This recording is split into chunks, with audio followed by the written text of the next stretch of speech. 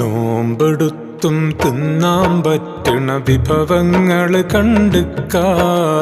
നിസ്കാരപ്പായയിൽ കിട്ടണ തേൻ മധുരം കഴിച്ചിക്കാ. നോമ്പെടുത്തും തിന്നാൻ പറ്റണ വിഭവങ്ങള് കണ്ടുക്കാ. നിസ്കാരപ്പായയിൽ കിട്ടണ തേൻ മധുരം കഴിച്ചിക്കാ. സ്വതക്കാത്ത് കൊടുത്താൽ കൂടണ മൊഞ്ചഴകില് നടന്നിക്കാ.